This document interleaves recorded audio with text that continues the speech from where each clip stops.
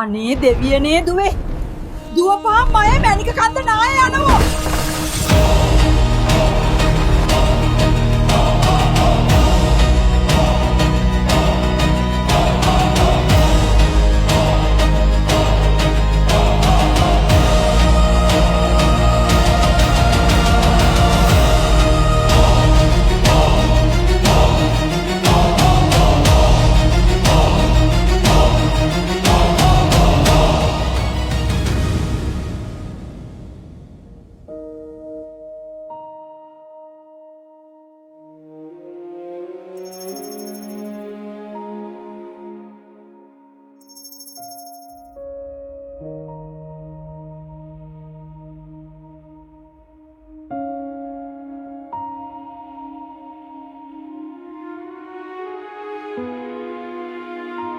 මෙන්න විශේෂ පුවතක්. දිත්වා සුලිකුණාටුව හෙට දිනේ දිවයිනට ඇතුළු වනු ඇතැයි කාලගුණ විද්‍යා දෙපාර්තමේන්තුව අනතුරු අඟවයි. අයියෝ දැන්වත් ඔක පැත්තකින් තියලා මේ තේක බොන්න ළමයෝ අර බලන්න වහිනවා. මේ වැස්ස නම් හොඳකට නෙවෙයි දුවේ. අයියෝ අම්මේ නොවැම්බර් වලට කොහොමත් වැස්සනේ. මගේ වෙඩින් එක දවසට පායයි අම්මා. බය වෙන්න එපා.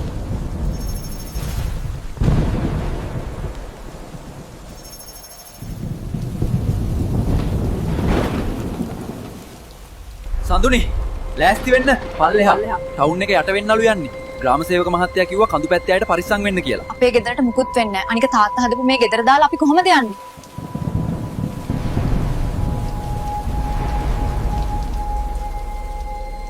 ඔව් පුතේ. මේ රෑ වෙලා කළුවරේ කඳු පාරවල් වල යන්න ගියොත් ඊට වඩා අනතුරක් වෙයි. නෑ අම්මේ මේක නිකන් වැස්සක් නෙවෙයි දිත්වා කියලා මහා කුණාටුවක්. අපි පරිස්සමින් ඉමු කසුන්. ඔයා අද මෙහෙ නවතින්නකෝ. එතකොට අපිට බයක් නැහනේ.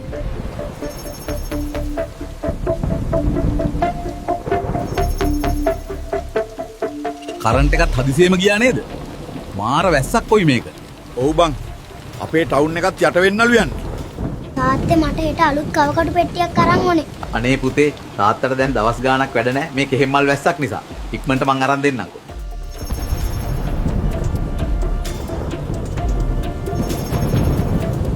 කසුන් මට බයයි. ගේ හෙලවෙනවා වගේ දැනෙනවා.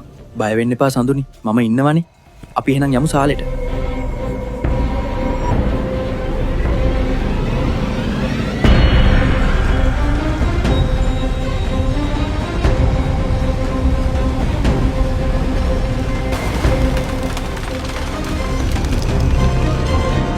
අනේ මැනික බය වෙන්න එපා. මම ඉන්නවනේ. ඔයා මගේ ළඟින්ම ඉන්න එක මට ලොකු සහනයක්.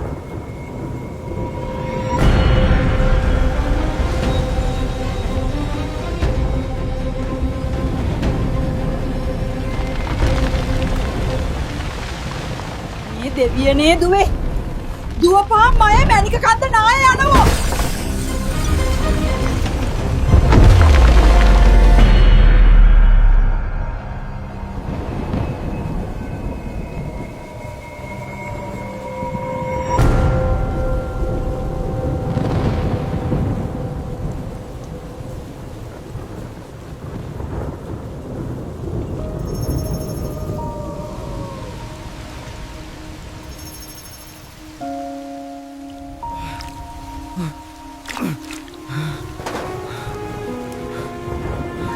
සඳුනි!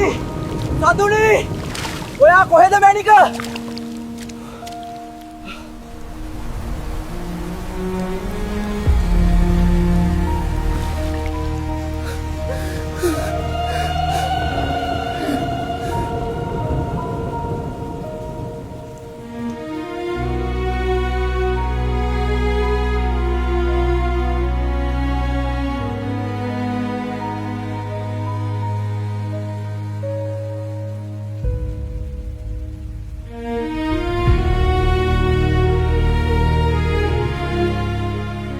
මැනික ඔයා නැති උන්නේ නැහැ. ඔයාට බෑ මාව දාලා යන්න.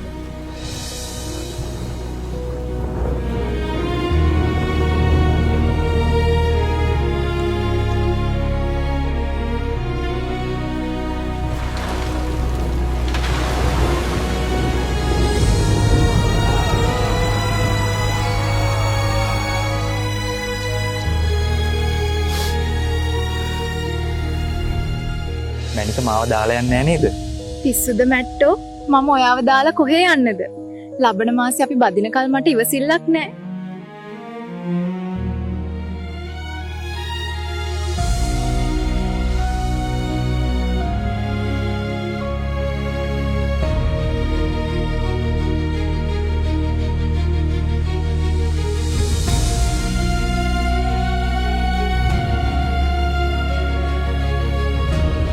ජීවිතය කියන්නේ ඔහොම තමයි පුතා. අපිත් රාජකාරියේ හිටියට අපේ ගෙවල් වල අයට මොනවා වෙලාද කියලා අපි දන්නෙත් නැහැ.